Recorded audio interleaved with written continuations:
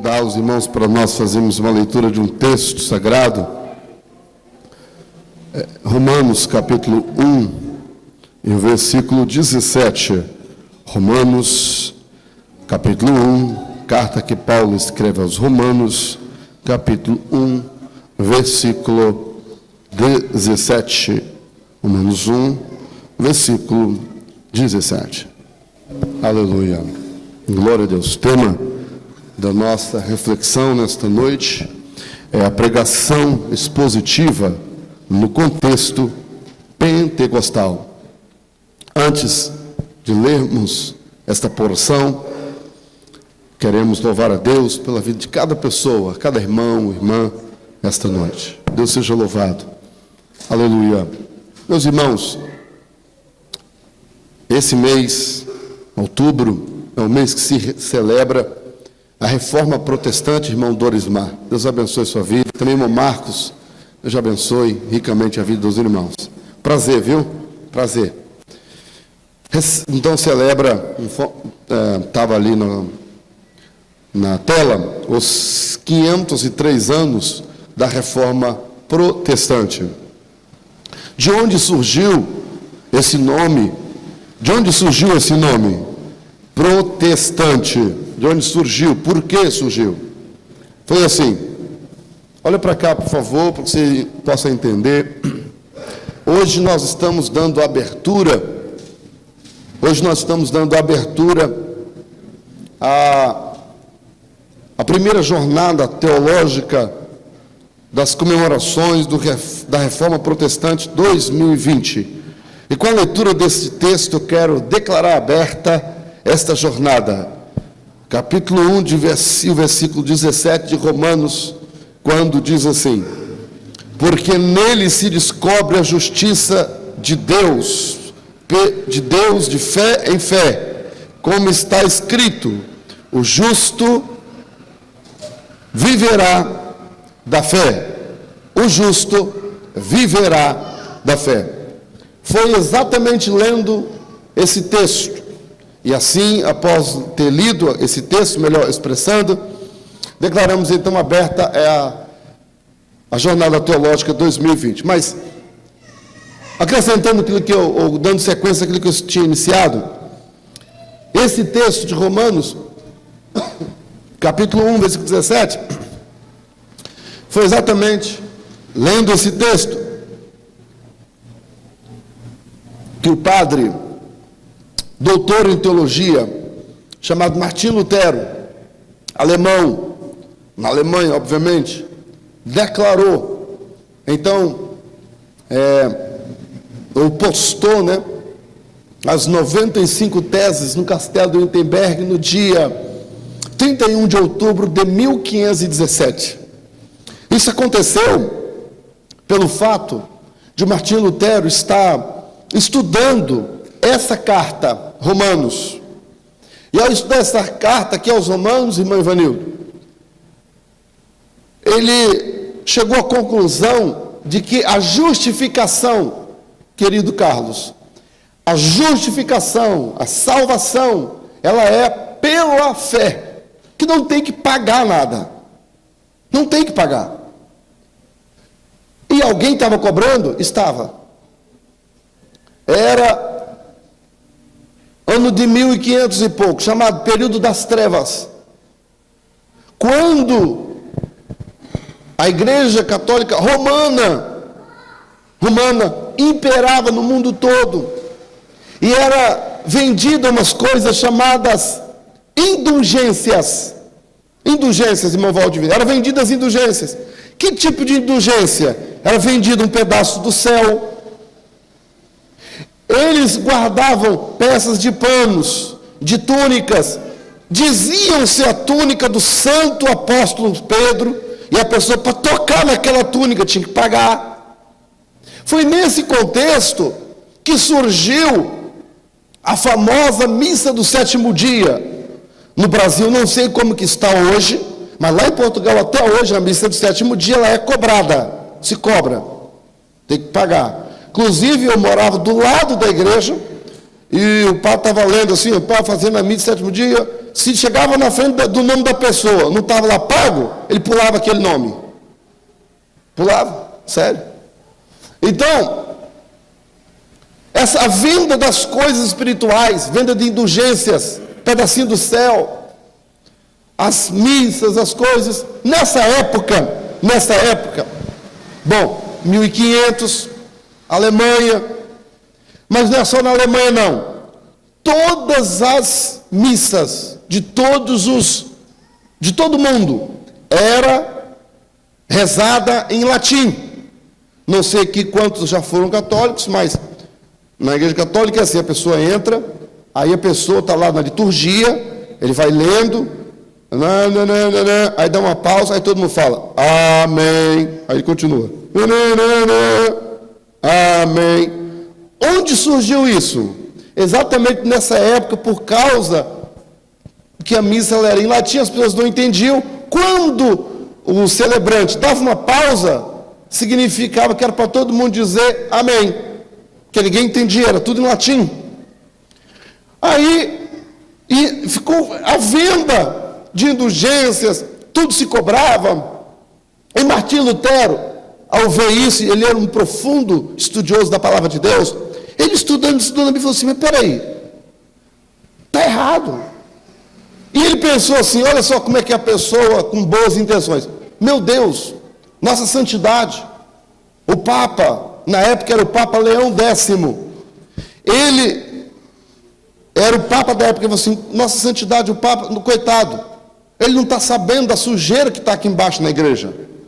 Eu vou mandar uma carta para ele, coitadinho. Ele não deve estar sabendo. E ele vai corrigir isso, com certeza. Aí mandou uma carta para o Papa.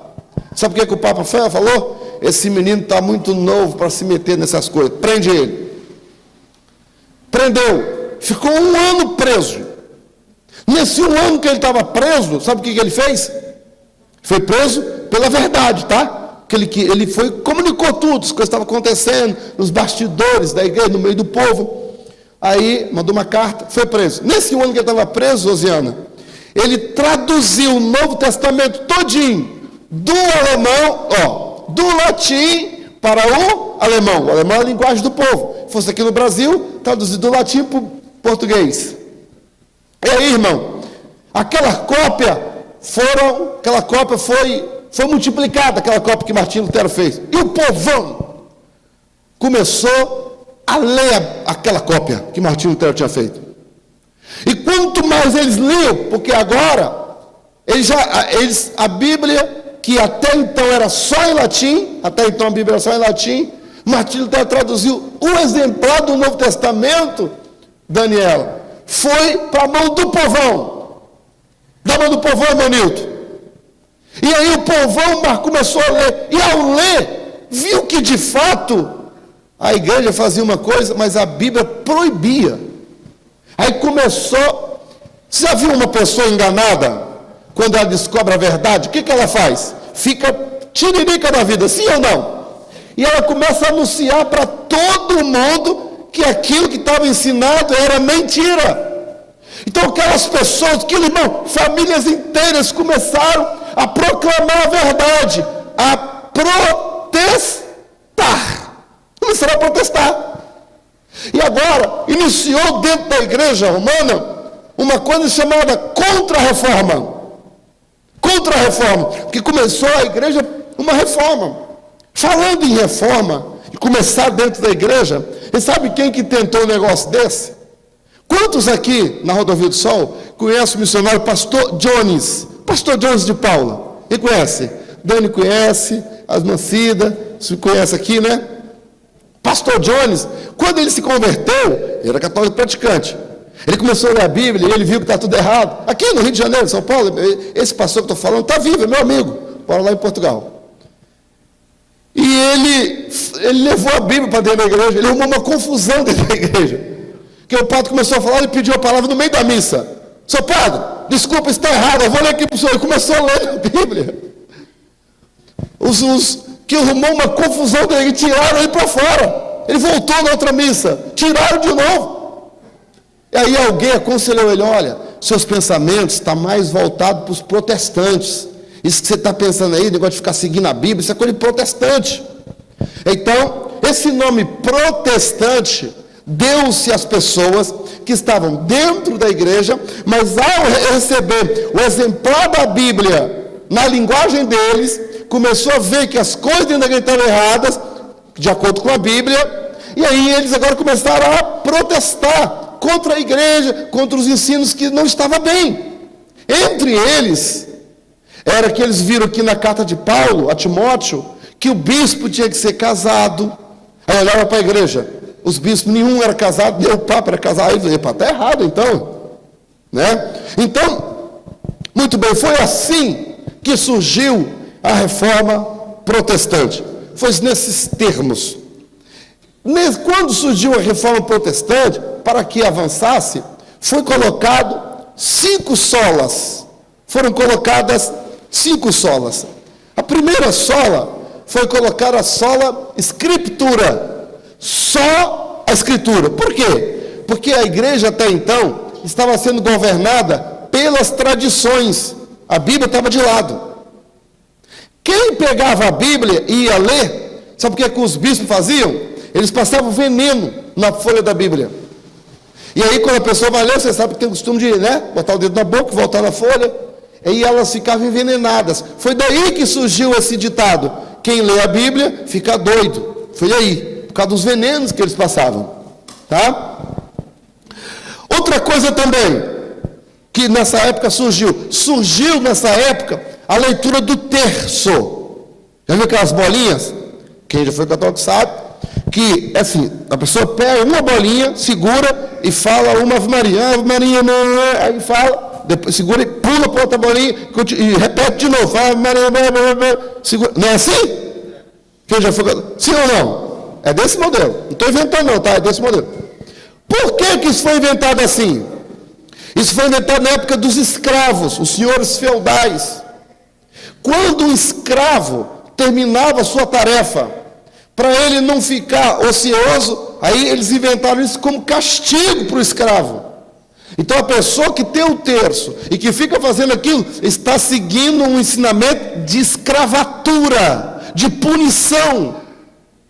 Para começar, você pode ler a Bíblia de capa a capa. A Bíblia toda tem 31.173 versículos. Tem 1.189 capítulos. Você não vai encontrar o nome terço. Você nunca encontrará os apóstolos de Jesus fazendo isso. Nenhum ensinamento. Isso é coisa de tradição. Isso é coisa de homens. E com o objetivo de fazer escravidão.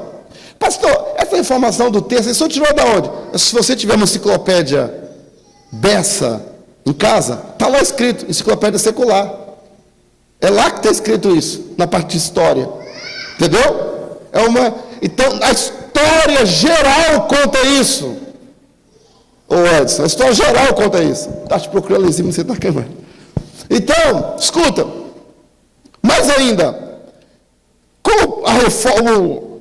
A iniciativa da reforma protestante, 5 solas foram colocadas para poder nortear a reforma. Primeiro que eu falei, a sola escritura. Então, somente a escritura é norma para a igreja.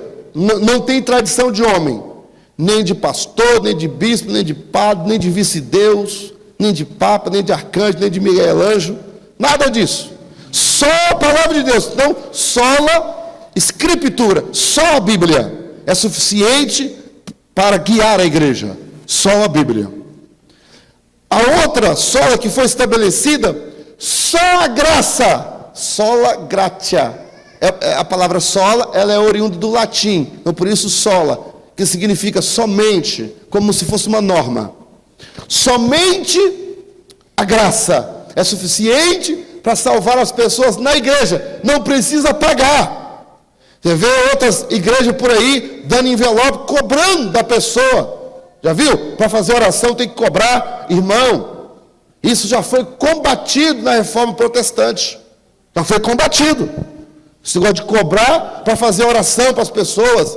O que a Bíblia ensina é que você tem que ser fiel nos dízimos e nas suas ofertas. E se votar, fazer cumprir. A Bíblia ensina isso. Agora, cobrar para fazer oração, isso aí não.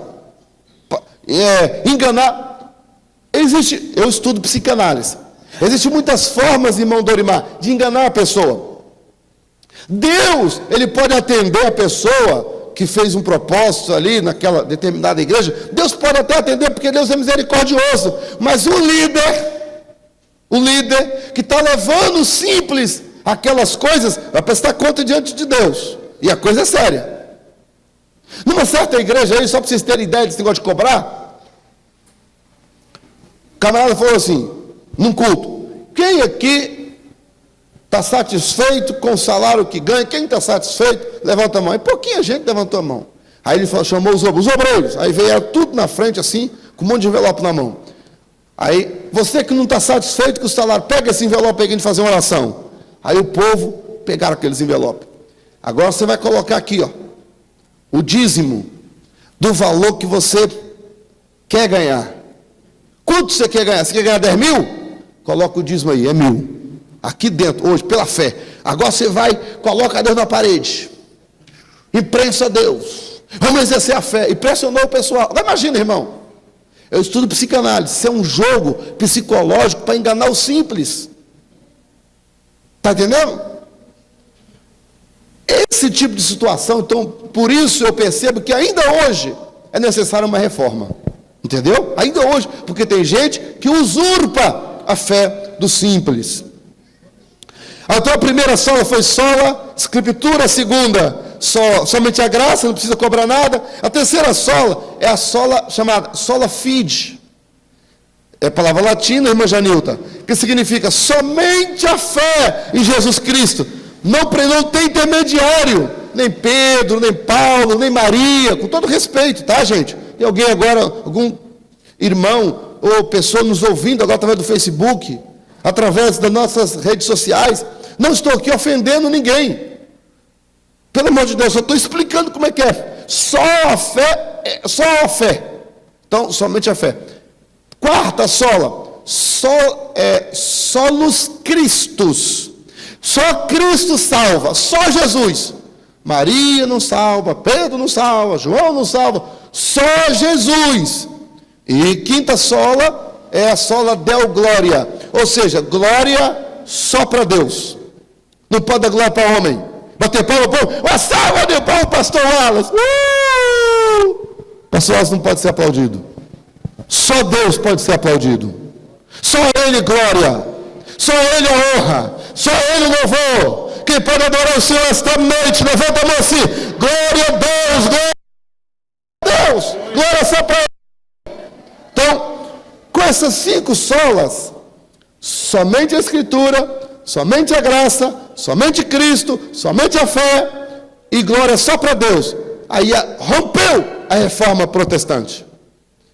E agora, nesse contexto da reforma protestante, foi surgindo um modelo de pregação.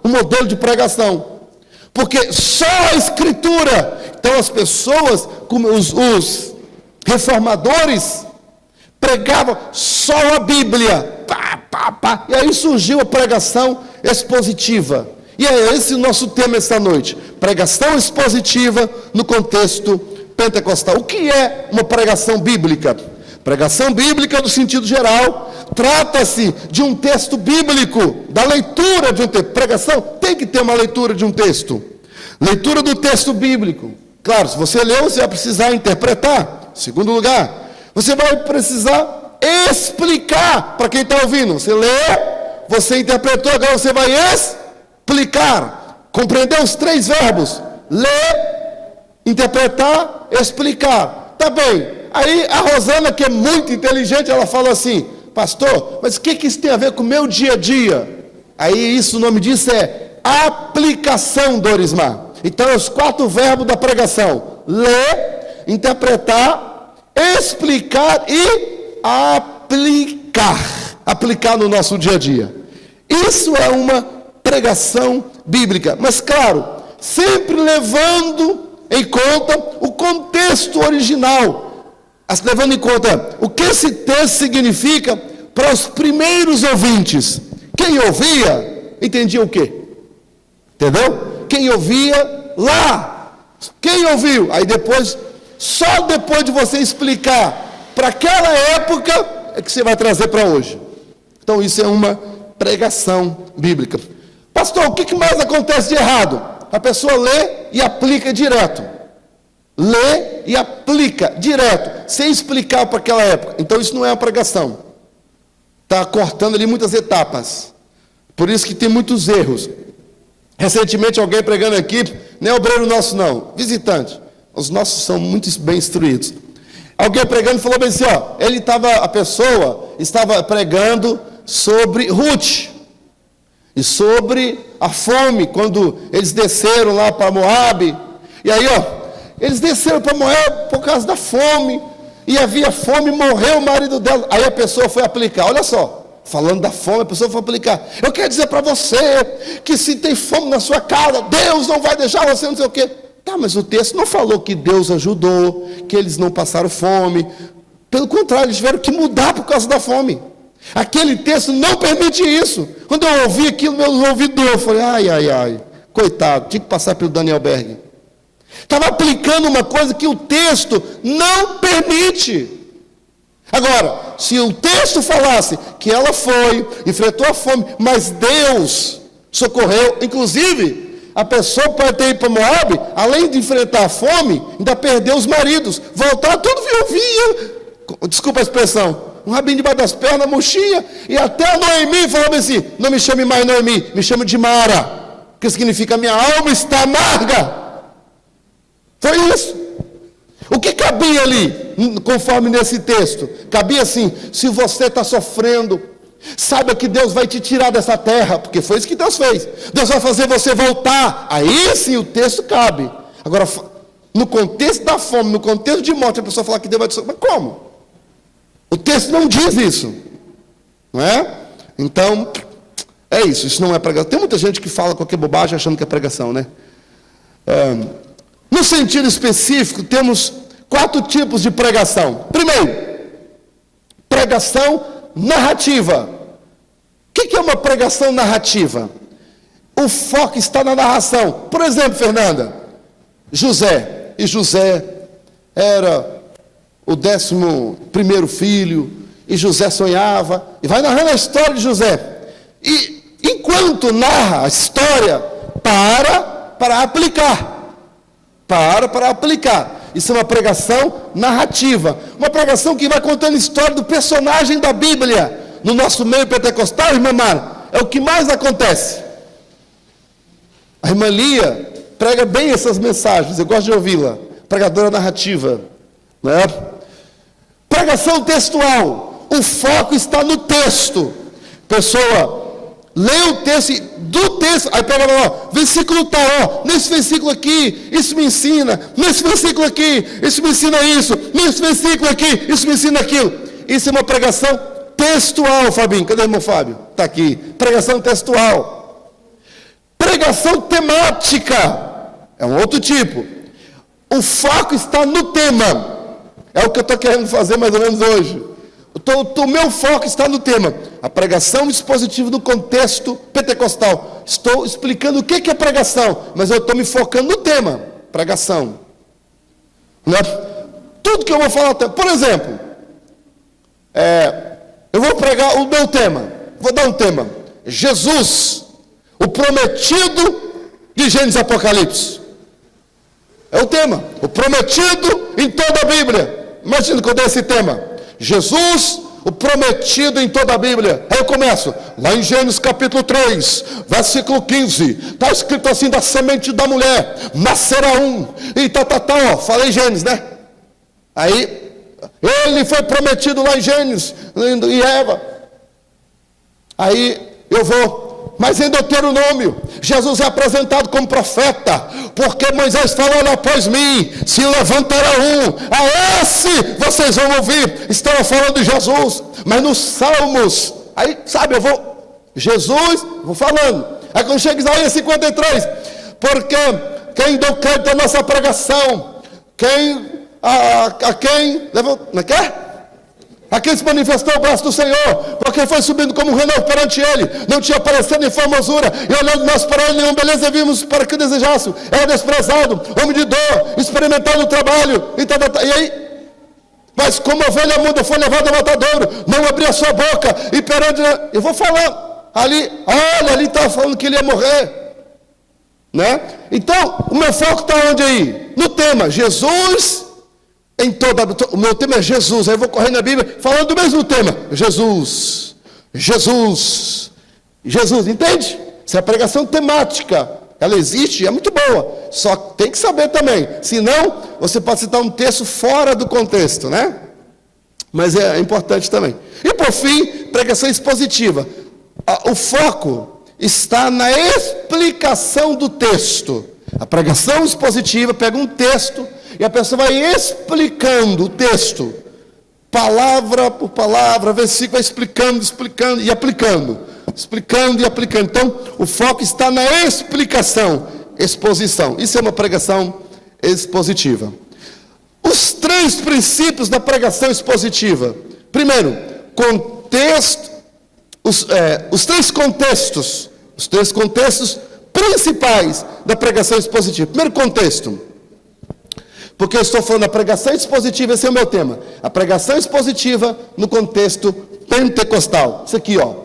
Pregação expositiva no contexto pentecostal. É o meu tema desta noite. Põe o texto de forma fria.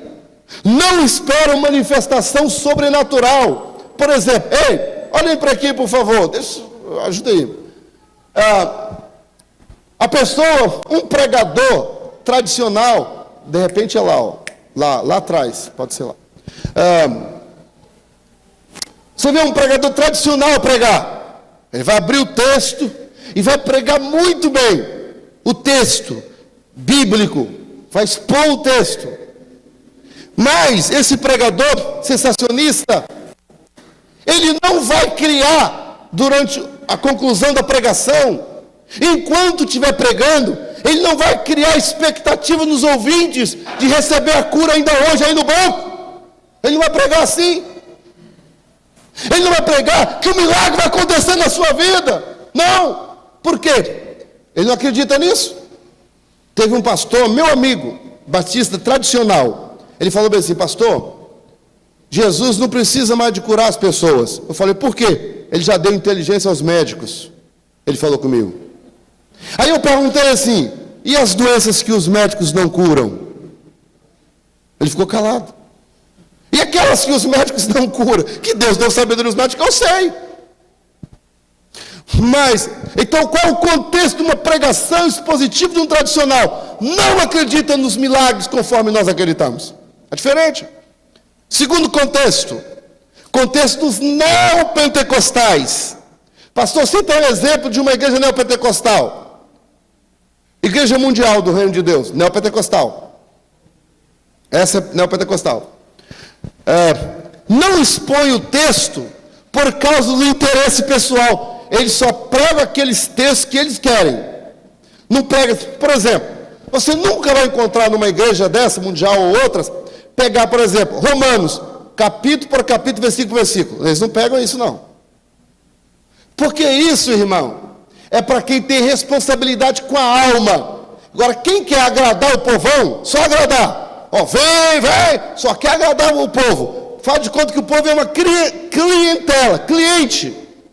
E eu dou aquilo que você quer. Você quer bênção? Então eu vou te dar bênção. Você quer vencer? Você tem que vencer. Mas você continua, sabe, no pecado. Você vive amaziado, você vive todo torto, tomando a cachaçinha e tal, indo na bruxaria de vez em quando e tal. Você não tem palavra bíblica de confronto. Você não cresce na palavra. Você pergunta o pessoal que frequenta essa igreja. Você pergunta: quantas cartas o apóstolo Paulo escreveu? Não sabe. Você pergunta: quem escreveu os 5 primeiros livros da Bíblia? Não sabe. Você pergunta: quais são os processos? Explica para mim como é que se dá a salvação na Bíblia. A salvação? Não sabe. Você pergunta: por que o Espírito Santo é uma pessoa? Por quê? Na Bíblia, biblicamente. Não sabe. Por quê? Mas sabe que tem que dar o dízimo? Isso sabe. Sabe o que tem que vencer? Essas coisas financeiras é melhor do que qualquer um de nós. Isso aí é bem ensinado. Entendeu?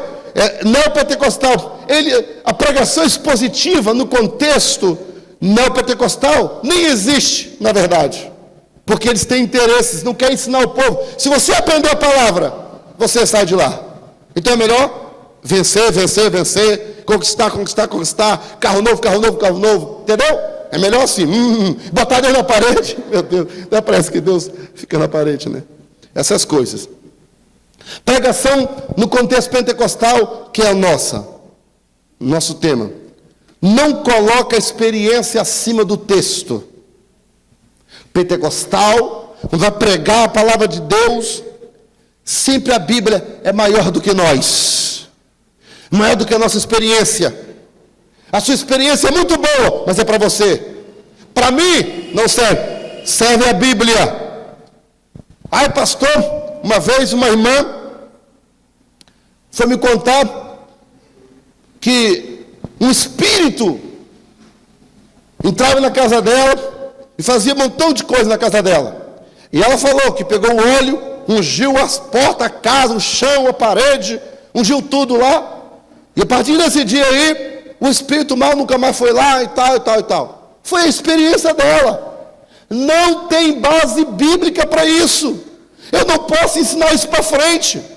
Não é porque funciona que está certo, que tem que ser ensinado para frente. Entendeu? Não é porque funciona. Então, é um perigo colocar a experiência acima da Bíblia. Você tem uma experiência com Deus? Tem. Amém. Quer ensinar para frente? Quero ensinar. Essa experiência que eu tenho, eu quero ensinar. Procura base na Bíblia. Procura base na Bíblia para você ensinar para frente. Então, na perspectiva pentecostal, a pregação expositiva a experiência nunca é acima da Bíblia. Nunca. Segundo lugar, obedece o gênero literário. Obedece o gênero literário. O que é isso? A Bíblia, ela é um livro. Está aqui a nossa pedagoga, a nossa querida chefe aqui da nossa escola dominical, Guinailda, ela sabe muito bem o que é isso. Olha, gênero literário. Na Bíblia, tem livro de história. Tem livro de poesia. Por exemplo, um dos livros de poesia é Cantares de Salomão. Irmã Cida, quando eu era solteiro, mas novo, eu gostava de ler Cantares e até brincava com as meninas, Dorismar. Está lá assim o texto, ó, de Salomão, texto poético, né? Beija-me com os beijos, não, beija-me com os lábios da tua boca. Olha só. E aquilo ali é um poema, certo? Muito bem, nós temos livros proféticos, nós temos poesia, profeta, história. Então, quando nós vamos pregar expositivamente, eu tenho que respeitar o gênero literário. Quer ver? Pega a sua Bíblia, por gentileza. Abra aí num livro poético, por gentileza. Salmo. Vamos ler aqui uma poesia no livro de Salmo. Salmo de número 126. Ah, Jesus, olha que maravilha. Salmo 126. Meu Deus, estou na introdução ainda. Esse relógio, vou pará-lo. Salmo 126, verso 1. Quando o Senhor trouxe do cativeiro os que voltaram a Sião, estávamos como os que sonham. Então a nossa boca se encheu de riso, a nossa língua de cânticos. Então se dizia entre as nações: grandes coisas fez o Senhor a estes, grandes coisas fez o Senhor por nós, e por isso estamos alegres.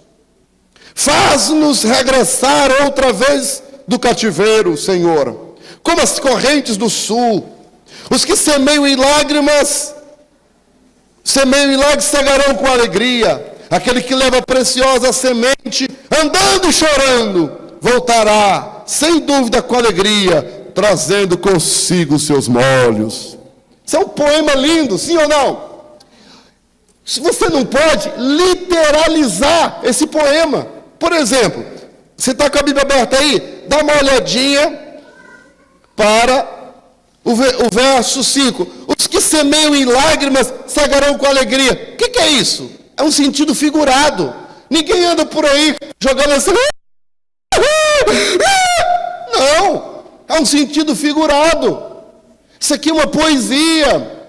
Tem uma lição por detrás disso, é um poema. Então, se eu estou expondo a palavra, agora escuta, o que é isso? Na linguagem poética, quer dizer, é que quando você estiver semeando algo da parte de Deus, trabalhando, mesmo que esteja sofrendo, continua semeando, porque, aleluia, você vai voltar trazendo os molhos, cheio da colheita, porque você plantou, você semeou.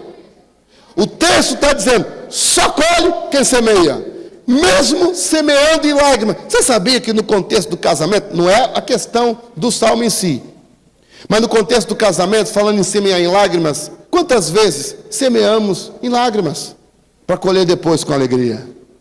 Acontece. Filhos que se desviam, tá? Muito bem, obedece o gênero literário.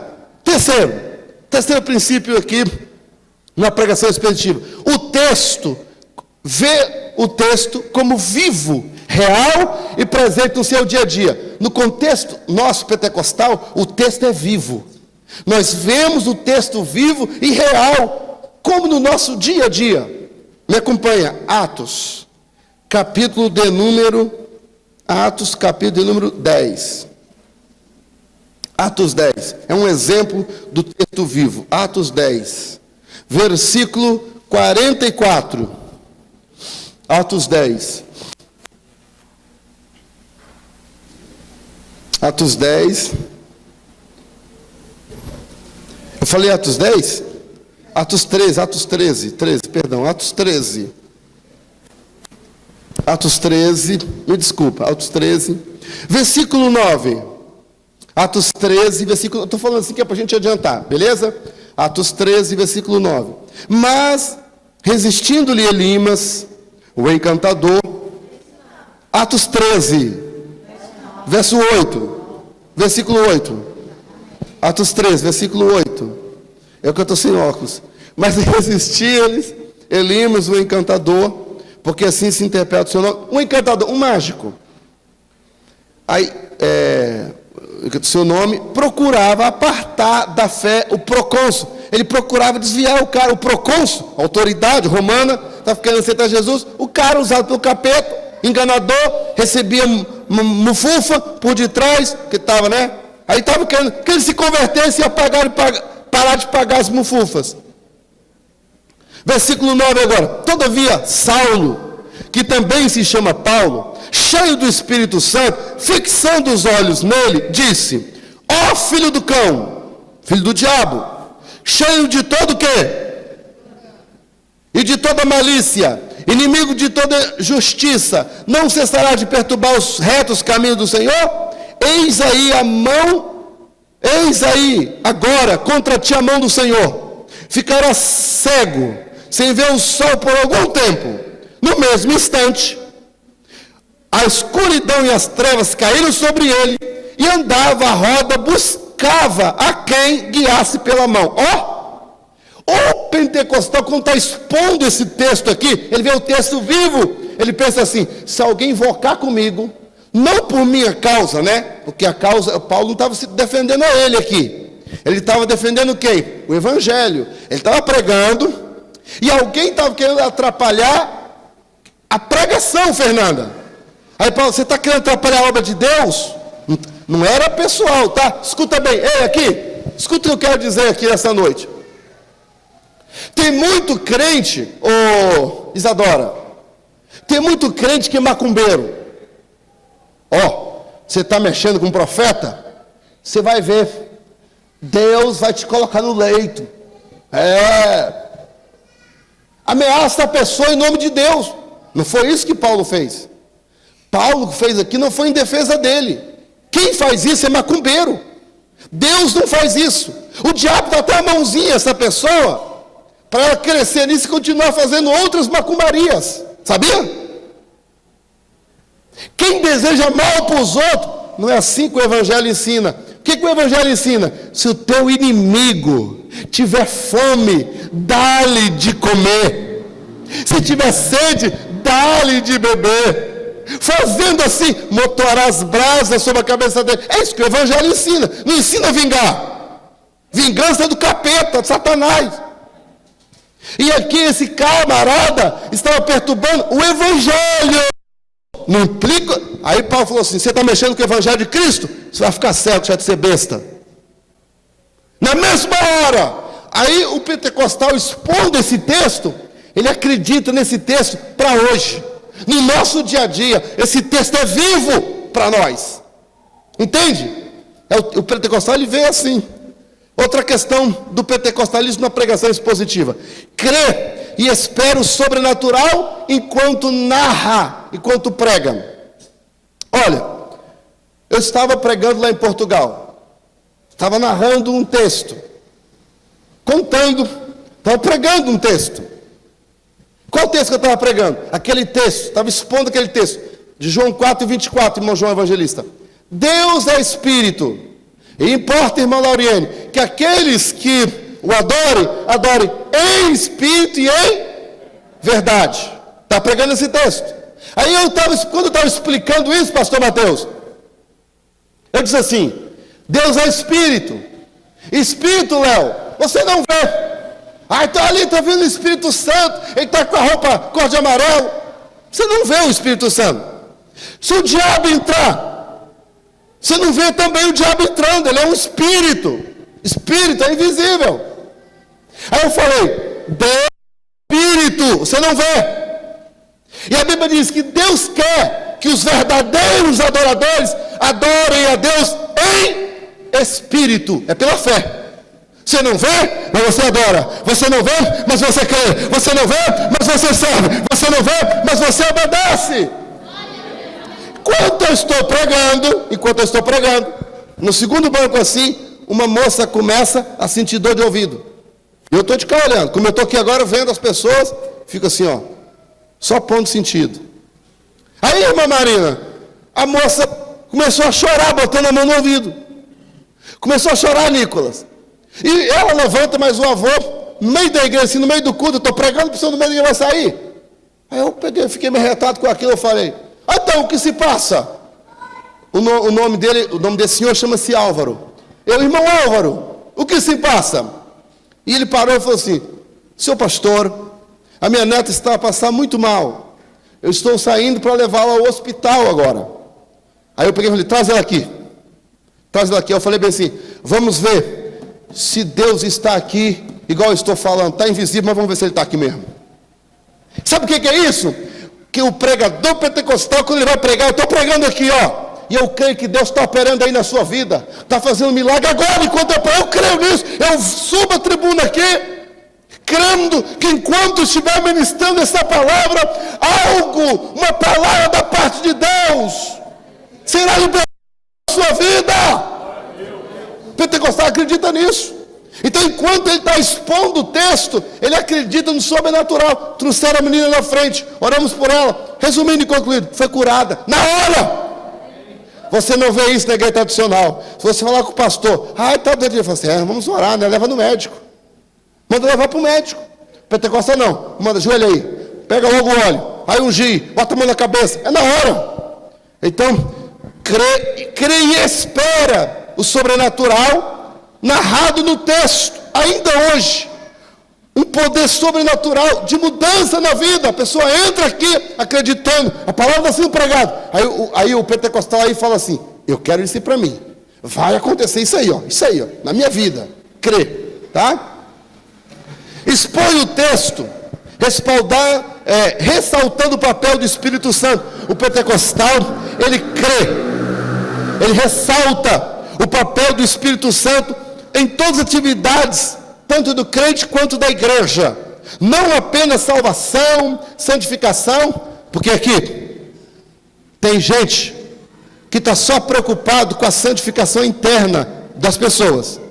Não está preocupado com a cura, não está preocupado com a revelação, não está preocupado com renovo espiritual, com renovação, com graça. Não está preocupado com isso não. Aquele culto parece mais um cemitério. Aí, acredito que o papel do Espírito Santo é só regenerar você, é só te santificar. Não, nós não. pentecostal. Inclusive, acreditamos que o Espírito Santo conduz a liturgia aqui, toda tomada pelo Espírito Santo. O Espírito Santo dirige quem vai cantar. O Espírito Santo opera, está entendendo? Ele é o Senhor da igreja. Tem uma ênfase no Espírito Santo. Inclusive, para os pentecostais, falta uma sola. Já que falaram só Cristo, glória só para Deus, só a fé, só a graça e só a Bíblia. E o Espírito Santo, cadê ele?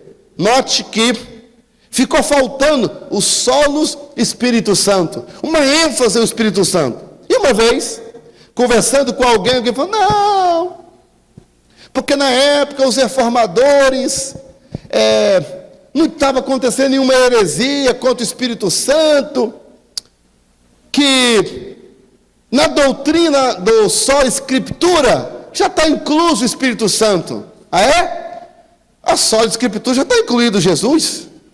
A só Escritura já está incluído glória só para Deus. A só Escritura já está incluído irmã Judete. Só a graça. Então bastava só uma só, não precisava das outras. Está vendo aí como é que é falacioso? Deixa eu correr, eu vou terminar antes que a irmã Josefa puxe a minha orelha. Por último, expõe e explica o texto usando a narrativa. O pentecostal, quando ele vai fazer uma exposição bíblica, vai explicar o texto, ele explica sempre narrando, sempre fazendo do texto uma história. Entende? Entende o que eu estou querendo colocar? Você está entendendo o que eu estou querendo dizer? Quando o pentecostal vai explicar um texto, ele conta, ele narra, ele faz uma história, ele faz de maneira historial, ele dá uma vida àquilo. Ele conta aquilo de uma maneira que você fica assim, igual a Tamir está lá do outro lado, prestando atenção. É assim que o pentecostal faz. Conta narrando uma história. A gente está indo para o final. Eu quero que você me ajude. Abra aí agora em Atos 10. Atos capítulo 10. E o versículo 34 para a gente ir para o final.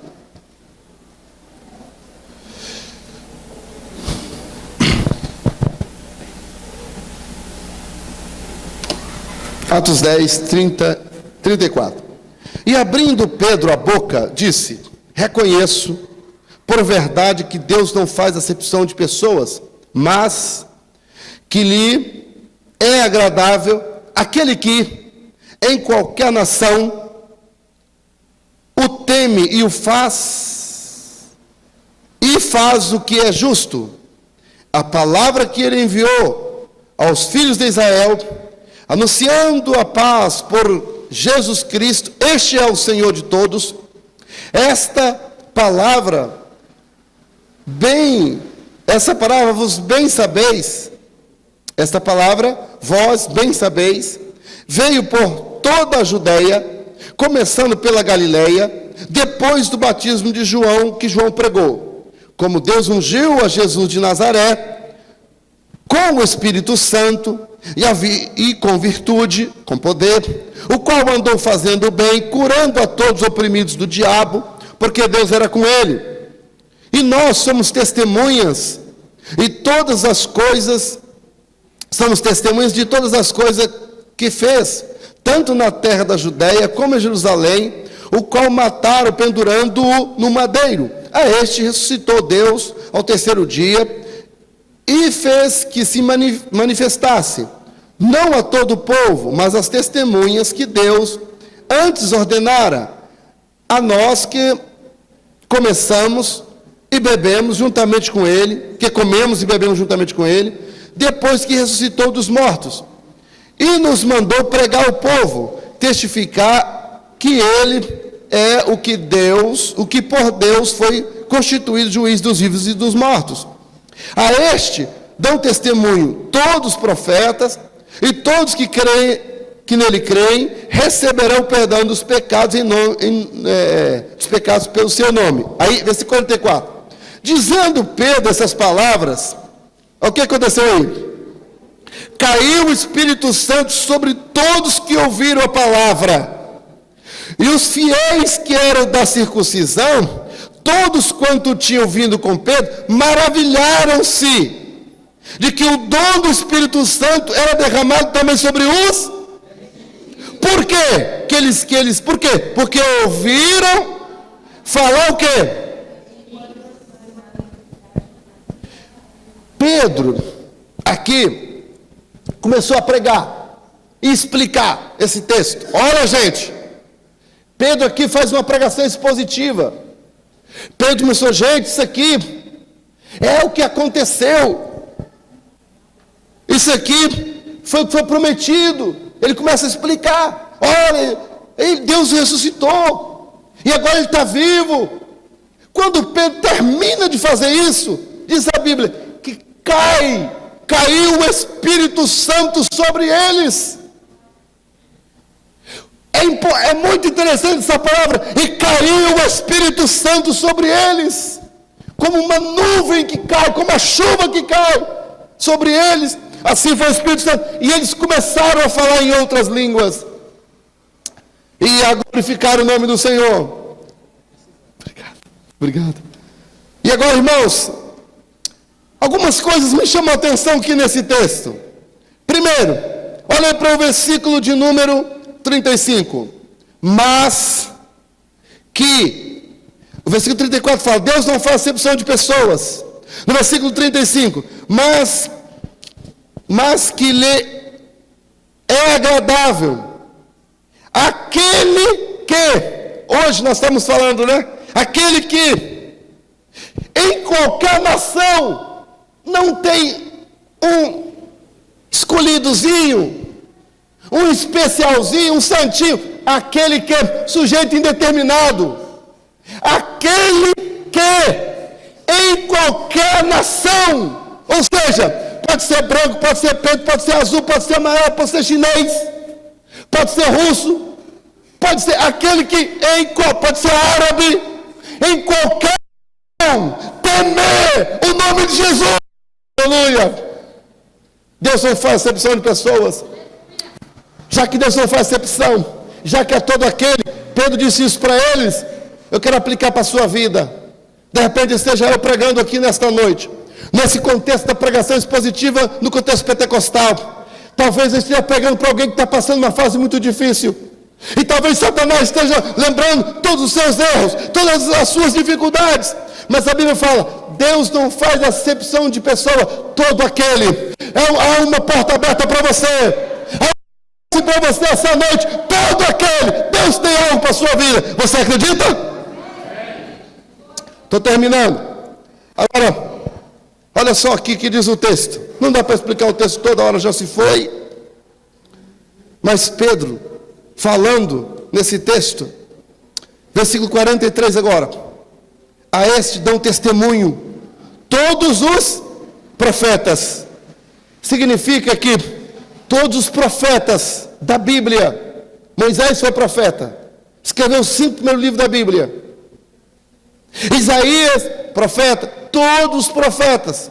Salmo, também, os escritores dessa Salmo também é tido como proféticos, tá? Salmos, os profetas maiores e menores, dão testemunho. Pedro aqui deu testemunho que ele ressuscitou. Já que Jesus ressuscitou, ele está vivo aqui nesta noite para entrar com uma providência na sua vida, para mudar a tua história, para te socorrer. E isso é que a pregação no contexto pentecostal expositiva faz. Ela traz para os nossos dias, explica para lá, traz para aqui, com base na palavra. Eu termino aqui falando das preocupações, preocupação com a pregação expositiva no contexto pentecostal. Qual é a pregação? Primeira, colocar a experiência acima da Bíblia. É uma preocupação que a gente tem, não se pode deixar. Segunda preocupação, valorizar em demasia o academicismo frio. Valorizar a teologia fria sem vida de oração, sem vida piedosa, sem joelho no chão.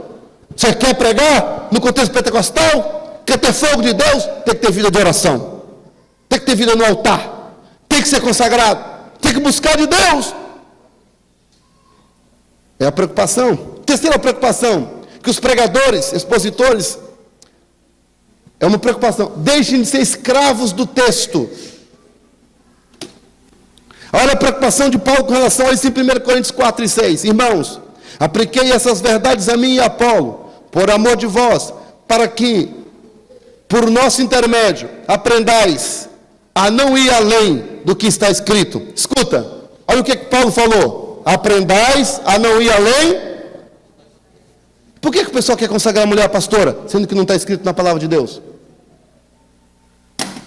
Fica invocado com isso. Essa é uma preocupação dos expositores pentecostais. Não ir além do que está escrito. Não está escrito. Não está escrito. Quarto lugar, apelar para métodos do pragmatismo. Funcionou? Está certo. É uma preocupação. Não é porque funciona que está certo.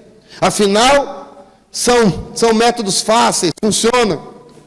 Aqui a pessoa fica com conhecimento raso. Eu já falei sobre isso, né? Por fim, no pentecostalismo, o desafio é pregar expositivo. O desafio é duplo no meio pentecostal. São esses dois. Primeiro, estudar profundamente dentro das regras gramaticais. Você tem que estudar profundamente. E por fim, expor o texto com evidência sobrenatural. Esse é o desafio maior. Aqui, ó. Expor o texto bíblico com evidência sobrenatural. Não na frieza, na mornidão do academicismo frio e vazio, mas pregar a palavra de Deus, crendo no milagre, crendo na ressurreição, crendo que a porta vai se abrir, orar e ver os milagres do Senhor acontecendo. Esse é o desafio. Para isso, só com jejum, com oração. Mas não é orar 15 minutinhos não, irmão. É como a pregadora de ontem, que nós vimos aqui vindo pregar. A moça veio pregar, não tinha 10 pessoas. Eu acho que não tinha 10. Tinha 10? Tinha 12? Tinha 20 pessoas ontem? Amém, né? Eu pensava que tinha menos.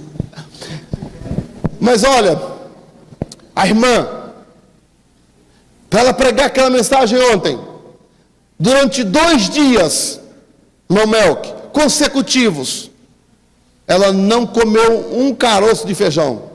Ficou à base de água, só tomando água para os rins, irmã Sabrina, não colarem. 2 dias sem jantar, sem café da manhã, sem almoço, consagrando a vida para vir aqui pregar. E pregou. E Deus a usou no poder do Espírito Santo poderosamente. Esse é o desafio. Quem é que quer pagar esse preço? Poucas pessoas.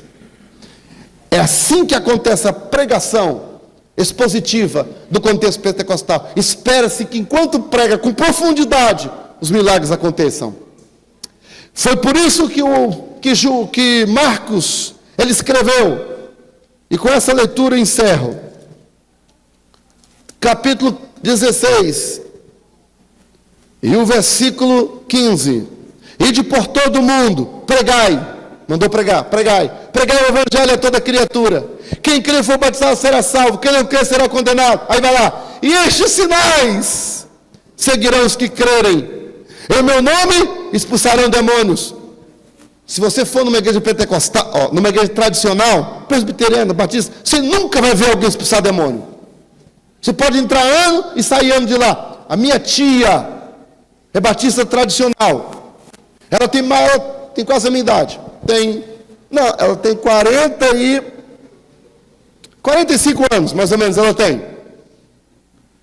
Alguns anos recente, eu fui pregar na igreja dela, batista tradicional. Uma pessoa estava lá de fora, atormentada por demônio, com dores. A pessoa marcou de ir no culto. Quando chegou na porta da igreja, a dor aumentou, rolava de dor lá na porta da igreja, não conseguia entrar. Me avisaram. Eu falei que ia lá orar para a minha tia. Aquilo é frescura. Deixa ela. Zombava, criticava. Por quê? Eu falei, não, isso não é nada disso. Saí porta fora.